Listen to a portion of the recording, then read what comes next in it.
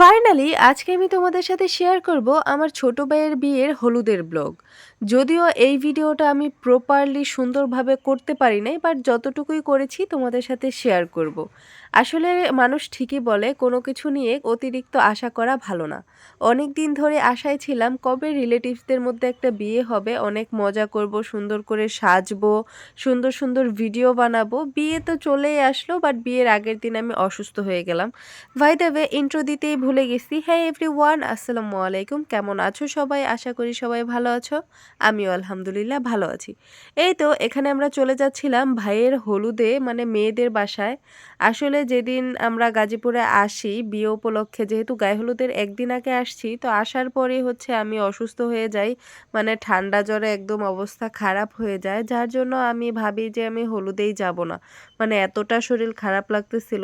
তারপর আমার আম্মু বলতেছিল যে এত দূর থেকে আসছিস, তুই হলুদে যাবি, হলুদে না গেলে কি আমাদের ভালো লাগবে, যা, যেহেতু বাড়ি বেশি দূর না, কাছেই। তো তারপর হচ্ছে আমি 30 মিনিটের মধ্যে রেডি হয়ে তারপর তাড়াতাড়ি চলে গেলাম, যার জন্য আমি ভিডিওটাও কন্টিনিউ করতে পারি নাই বা ভিডিওটা ভালো মতো শুরুও করতে পারি নাই।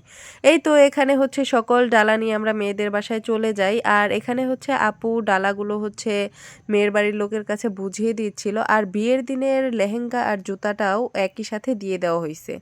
আর আমাদের এদিকে গায়ে হলুদের দিন হচ্ছে তেহারি রান্না করা হয়, যেটা আমার খুবই ভালো লাগে। তেহারি তো আমার খুবই পছন্দের। আর শেষ পাতে ছিল এই পায়েসটা, যেটা খেতে অনেক মজা হয়েছিল। তো এই তো এদিকে হচ্ছে বউ চলে আসলো, আর ও হচ্ছে গায়ে হলুদের দিন একদমই পার্লারে সাজেনি, বাসায়ই সাজছে। তারপরও মাসাল্লাহ কত সুন্দর লাগতেছিল। আর এইখানে বুঝলাম না এই ভিডিও ক্লিপটা এমন কেন হইলো, ফ্যানের জন্য হইলো নাকি লাইটের জন্য হলো, আমি একদমই শিওর না।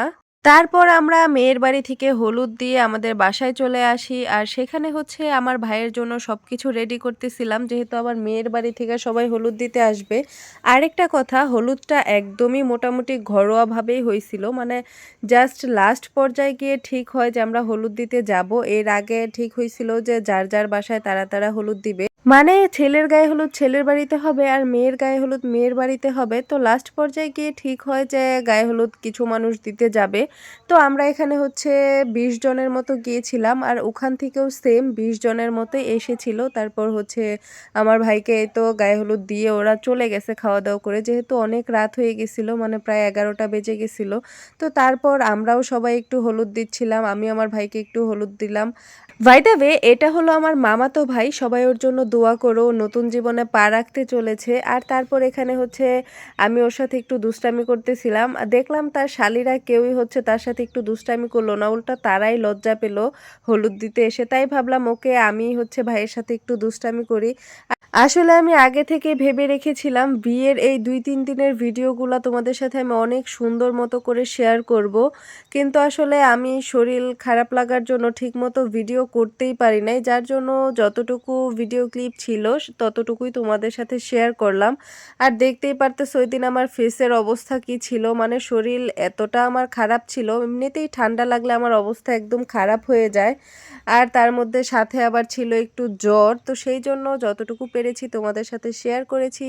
ভিডিওটা তোমাদের কেমন লাগলো অবশ্যই কমেন্ট করে জানাবা, ভালো লাগলে অবশ্যই পেজে লাইক কমেন্ট করে দিবা। সবাই ভালো থাকবা, সুস্থ থাকবা, আল্লাহ হাফেজ।